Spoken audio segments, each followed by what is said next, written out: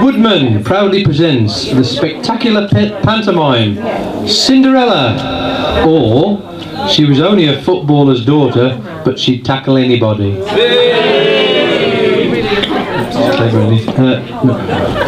Well, here we are again, 12 months older, but clearly not any wiser.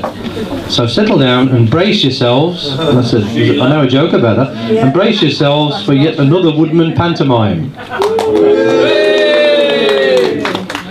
This year we have assembled a star-studded cast who promise to tell us a story of deceit, romance, magic and intrigue. Very sure you haven't. Although that is the aim, you know full well that this will be the usual mixture of trite old rubbish and double entendre. It's a good job it's early in the evening, I wouldn't be able to say that later. Are we sitting comfortably? No! Then I will begin. Imagine, if you will, and you need a lot of that. It is the kitchen of a crumbling ruin just outside the tiny village of Ashwood under Marina.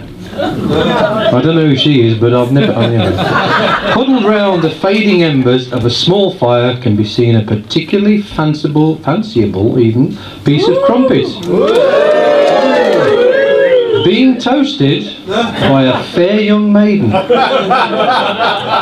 have we got the... Are these Where is she then? performers here yet? Are we sharing one mic? I don't know. No, just shout. You've got to go. I don't shout. I can't see, stop a bit. Tonight's the night of the ball. Hang on, I haven't finished yet. You are? I was waiting for somebody to huddle around a piece of crumpet. Now, I told you that you would need a lot of imagination. I missed that, didn't I? Oh, thanks. Because I was expecting other people. No, just move. Tonight's the night of the ball, and I know I have no chance at all. Here I sit, alone and blue. Oh, hang on, sit. My life's a misery through and through. I have to iron, wash and scrub, peel the spuds and cook the grub. Although I have sisters too, they're always out on the brew. Never do I get a chance to have a drink or have a dance. Now here comes the final blow. It's the prince's party, and I can't go! Oops. Our heroine seems to be having a bit of a paddy. She stamps her foot in a petulant manner. Let's try again. She stamps her foot in a petulant manner and starts to sob silently.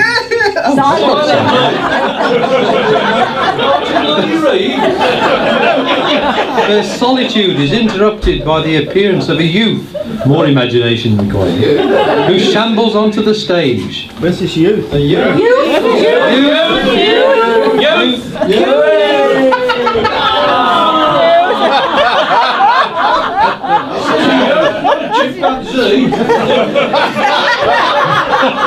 This is Buttons, the fairy. Sorry, fairly faithful family retainer.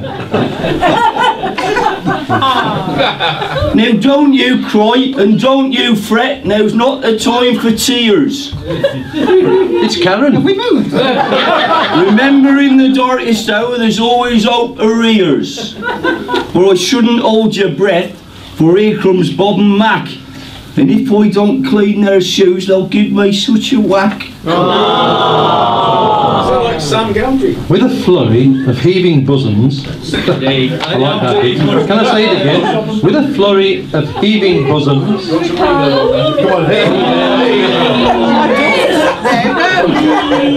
with a flurry of heaving bosoms,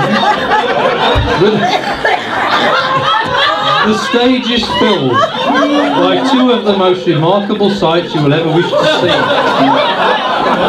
These two visions are Roberta and I am Marigold, the sledge. the two half-sisters of Cinderella. If they are two half-sisters, that make them one full sister. Being half-sisters, we have one pair of tits between the pebbles. My hands are shaking with tension and fear. I'm all of a quiver and shake. Dolled up to the nines and looking just fine.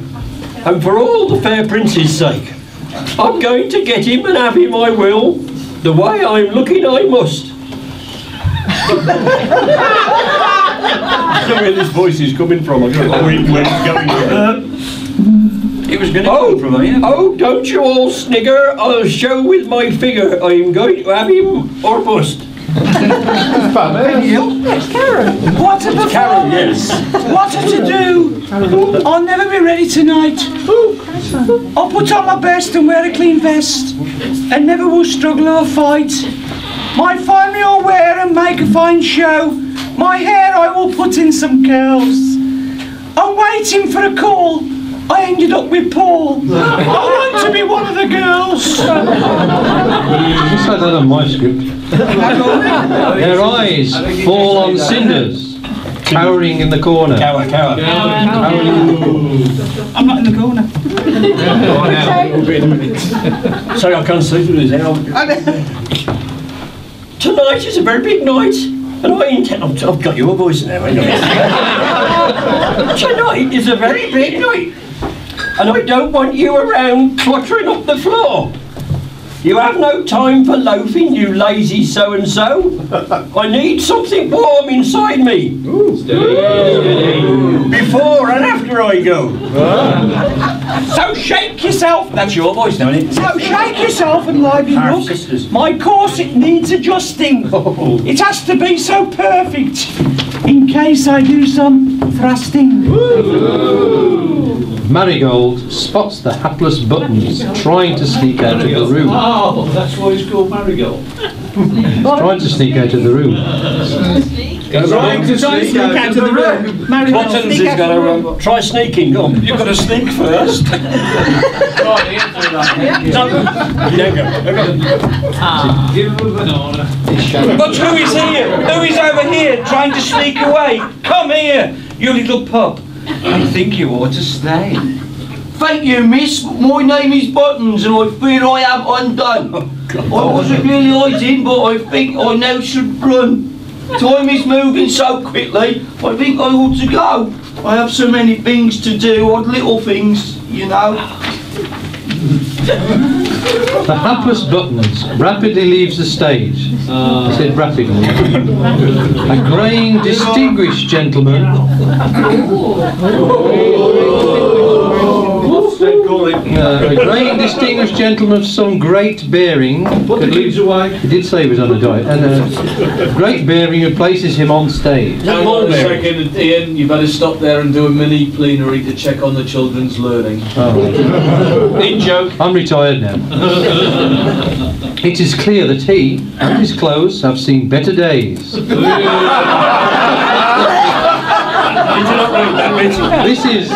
This is Cinderella's stepfather, Sir John Ofsted.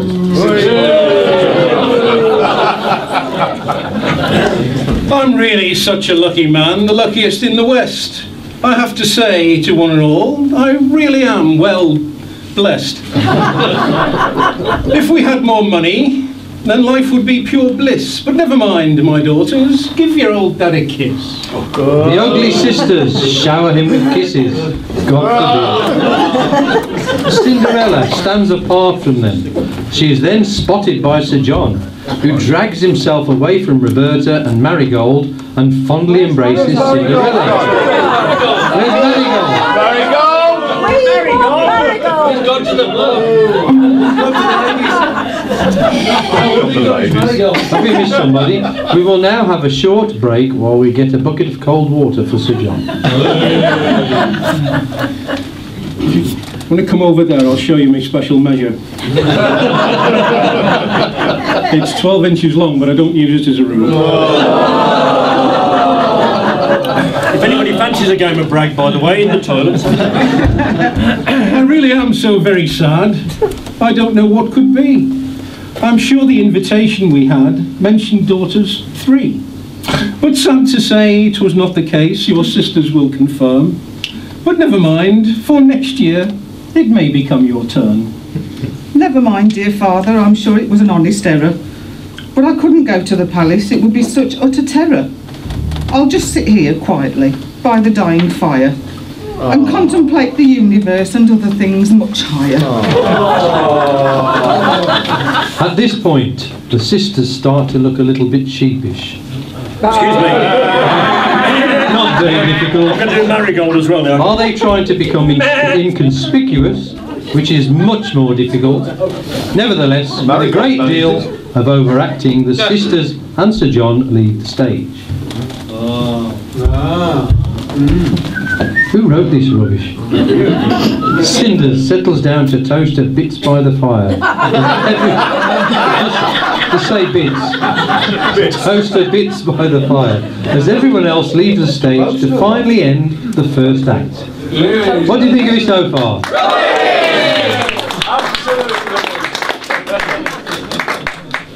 Act 2. Our second spasm opens, much as the first, with Cinders sat by the fire. She is musing upon her lot. We can get tablets for that. It doesn't say that in the script. No. So what is life without a care? So it's the big party and I'm not there. Everyone will be dressed so fine, drinking, eating and having a good time. A dejected Cinders picks up a book and starts to read. But she is disturbed, mentally or physically, it doesn't say, by the appearance of a kindly looking old soul.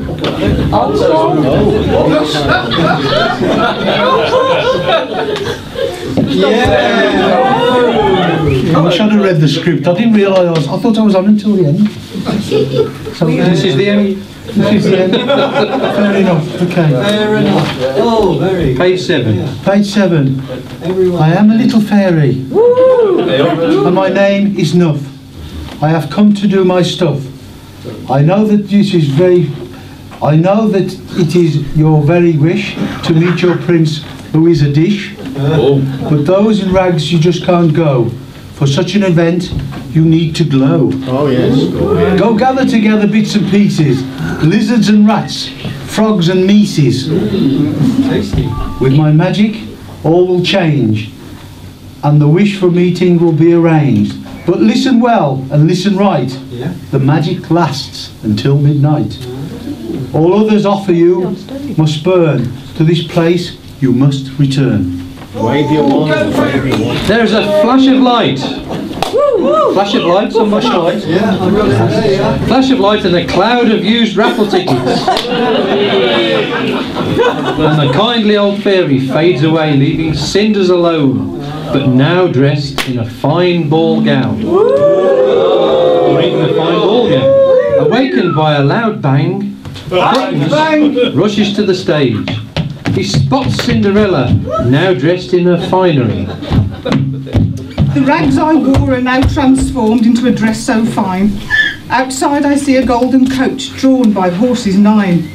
It seems just when I thought of life it seemed so awfully tragic. Up pops a friendly fairy with a lot of smashing magic. And so, dear Buttons, it's off I trot. Undo those marbled halls. Very nice too.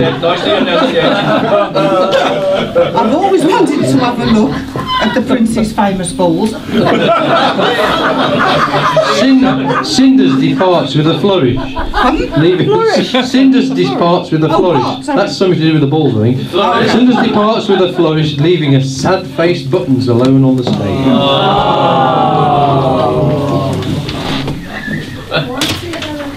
Off she goes, though I'm lost for many a night I've turned and tossed.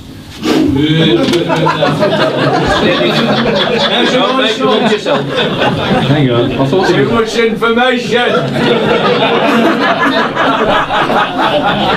Fair of face and firm of body, her eyes just drive me crackers.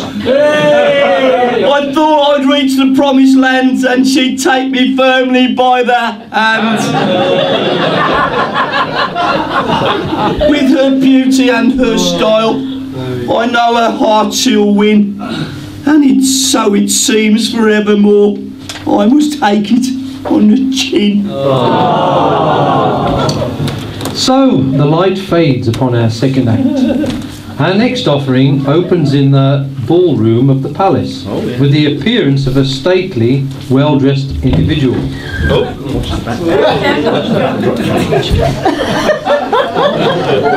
Well dressed. Stately? Anybody order a curry?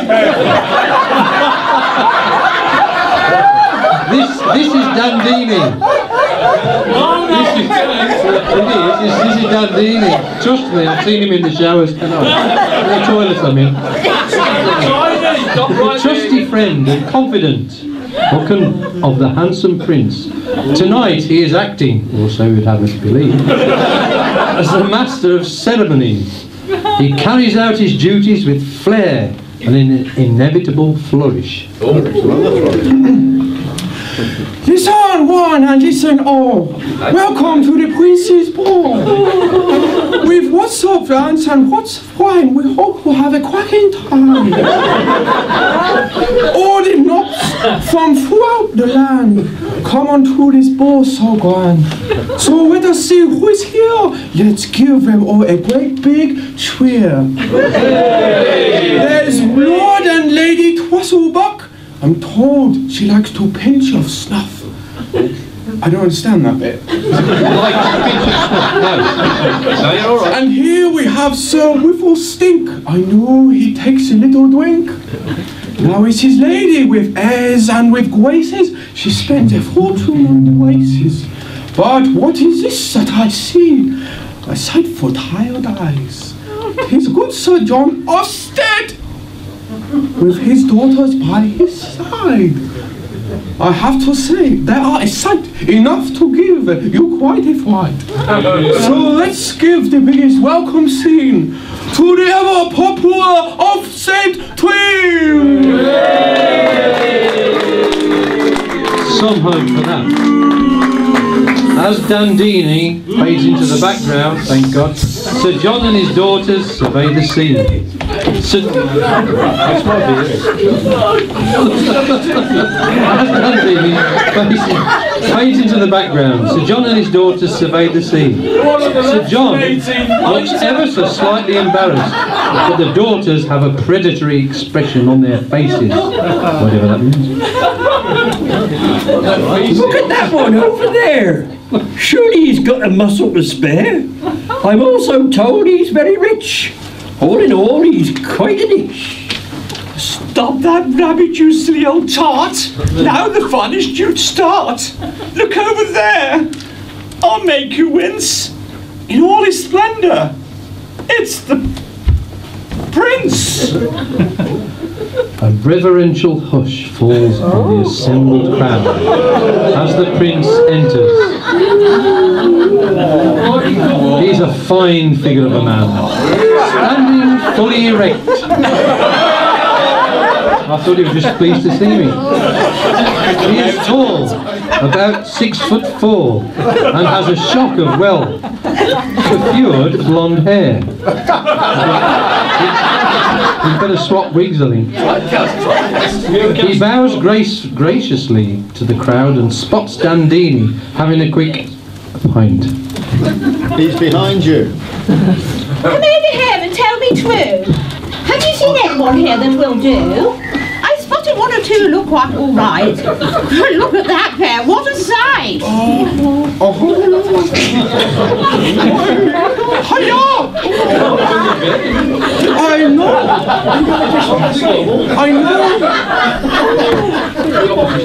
I know you have the best of taste, but do you really have time to waste? You really owe it to the nation to take a ride with no hesitation. If you want to get them in reach, hurry up, we're opening speech.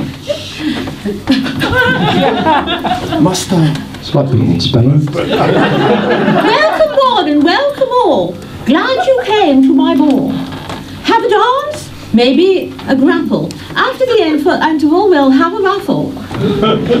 Ticket or two for a week in hand or CD of the Craggy Band. So let the music start to play, or Strauss or even Garbett.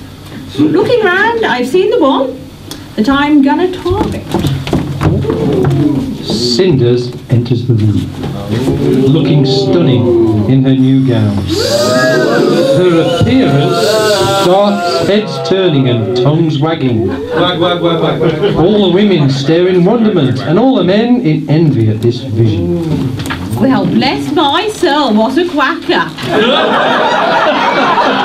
I feel a shiver up my spine. Tonight with her I must dance. Maybe she will be mine. The prince walks boldly through the thong. No, she was wearing one. Anyway, through the thong, ignoring all attempts at conversation. There is a magic moment as he addresses Cinderella. Look it up and over. Got a stool. You want the yellow pages? Fair maiden, may I please have the pleasure, for I am fully entranced. If that's not possible, please may I have a dance? Kind sir, it would be a pleasure if you took me in your arms. From the first time that I saw you, I fell for all your charms. This is way beyond my wildest dreams. I feel my knees go weak. So take me firmly in your arms and take me to the peak. As the evening goes on and on and on, the prince dances with no one except Cinderella. This does not find favour with certain other guests. Who is she and what does she think she's doing? Wasting time with dancers when other things are brewing? Dressed up like a Christmas tree and dangling balls and crackers? I have to say that all in all, she's getting on my wick. Yes, indeed, dear sister. We waited all the year, planned and we've plotted, and everything was clear. First we have a little dance, then a gin or beer. Then when the time was right, we let him know we're here. Nod, nod, wink, wink. Sir John wraps his arms around his two daughters and does his best to give them words. Hang on, he's not getting paid enough for this. Oh, right.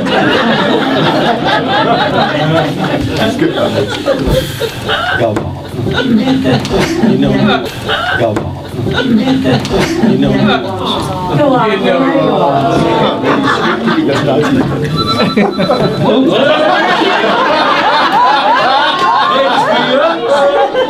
If that's Val Parnell, we've got a gig, okay? Although you had a game plan, you really have been trounced. I wonder what her name is. She came in unannounced. But you must admit she is so fine, with a lovely face and chassis. With a fine trim waist and poise and grace, she really is so classy. Well, we thought that whilst we were at the dance, We'll meet the prince and grab our chance. but now this dance has beat us, but now this dame has beat us to it. And it looks like if the prince will do it. This miserable wench has beat us all.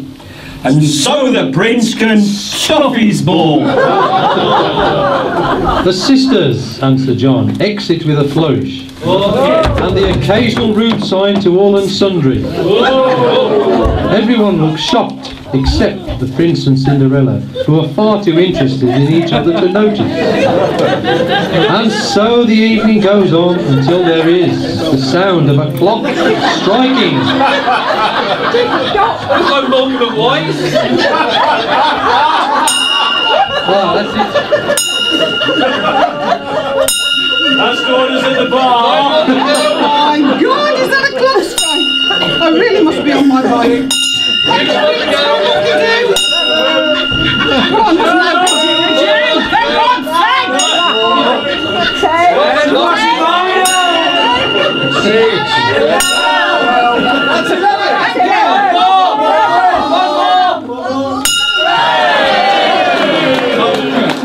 Never crossed. Oh my God, was that a clock strike? I really must be on my bike. Thank you, Prince, for a lovely do, but I must now bid you adieu. Maybe we will meet again, but heaven knows where it will be. Sorry to rush off now, but I really have to flee. Cinderella rushes off from the stage, leaving behind a confused prince and a well-oiled dandy. Dandini even. Not dandy. He wasn't even a dandy before. Who was that? Can you tell me, pray? I thought we were so happy. Why did she have to go away? What is this I see upon the floor? A slipper so pretty as well. Can you pick this up for me? I can't get down. Every house in the kingdom I will call. Whomsoever this slipper fits, I'll grasp her firmly by the waist and marry her for in the greatest of haste. Dandini and the prince leave the stage in a most unsteady and confused manner, leaving the way open for a final spasm. Finale. At last. The finale. Oh, it's me again. Well, what can I say? There were two people who were clearly so happy together, who had their happiness shattered by the chimes of a clock. So poor old Cinders is back in her tatters and staring into the dwindling fire. Have I gone a bit too fast? Yeah,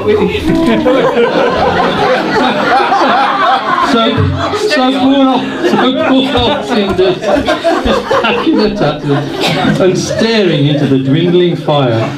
She speaks in a sobbing, overacting voice. just a minute. Your skirt's locked in your knickers. I can't focus, hang on, right. Just when I thought my life was full, it seems it was a load of bull. Oh no, sorry, Grace. When I was enjoying a load of frolics, I found out it was a load of rubbish. Once again, I'm alone and blue, and I didn't even get a kiss. Cinderella's self-pitying monologue is, fortunately for our sensibilities, interrupted by the appearance of Buttons, who has clearly spent too much time at the bar.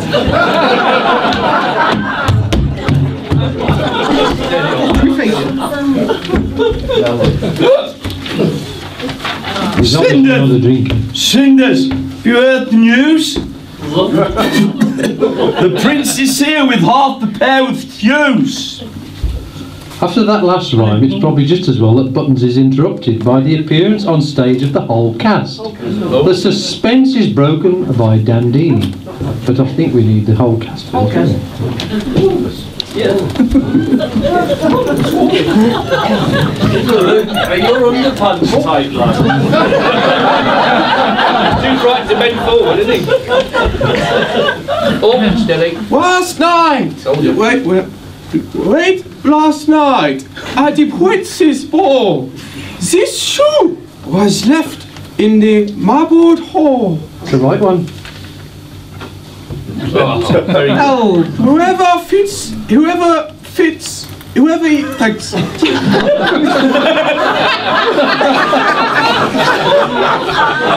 he fits, he will marry. Any Susan, Jane, Dick, or Harry. Welcome to my humble home. Oh, there he is. The excitement grows and grows. I have two daughters who are at the ball. It may be one of those. Needing no second invitation, the redoubtable pair, Roberta and Marigold, elbow their way to the front. Shift your ass! Move out of the way! I've seen that shoe before! Bollocks, I'll take a 9, that bugger's on your floor. Let me try out. I'm sure it fits. Let me have the shoe. Just tug and get it on. Oh, bugger, it won't do. Never mind, the sauce was there. Thank God it wasn't theirs. Anyone else to try the shoe before I try elsewhere? Well, there's only Cinderella, sir, the youngest of us all, but she was at home last night and she wasn't at your ball. Cinderella tries on the shoe.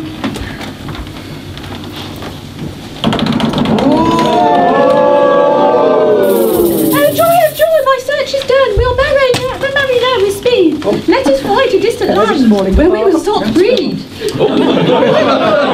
Some pretty outfit. They'll all have curly hair, won't they? Never in my wildest dreams did I think that this would be. Why should all this happiness finally come to me? My family are so dear to me, they deserve to be more happy. Even though for the last 5 years they've treated me real crappy. A lot of dear old Buttons, a friend ever so true. I think the dear Roberta will be a good wife for you. Lovely, Dandini. Dear old friend, behold. I know you will be happy when you marry Marigold. I always wanted to marry a Martin. But what the... No! What the...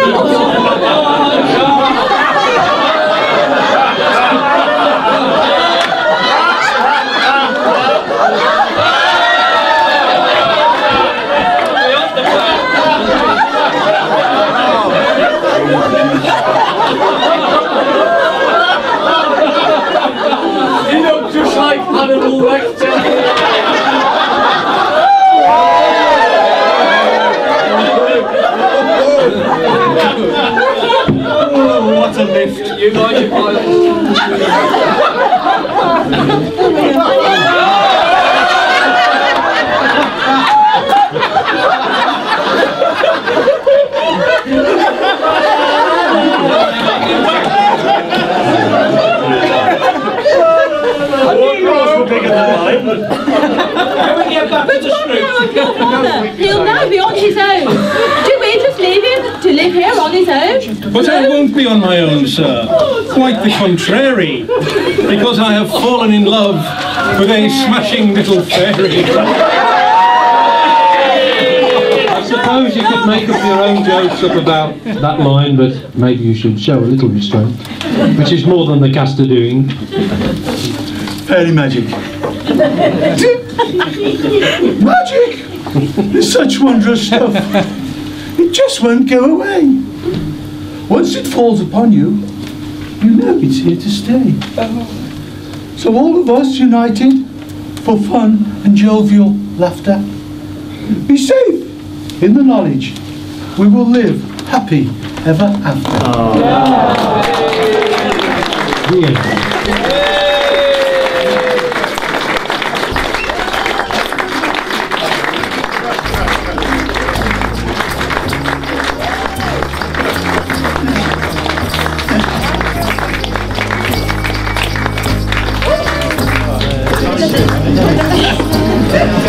Let it snow, let there be peace on earth. Let's dress the bride and drink the wine. Thank God it's Christmas time. The first Noel the angels came, to a stable they were bound, as shepherds watched their flocks by night, and glory shone around. Let it snow, Let it snow, let it snow, let it snow, let there be peace on earth. Let's dress the bride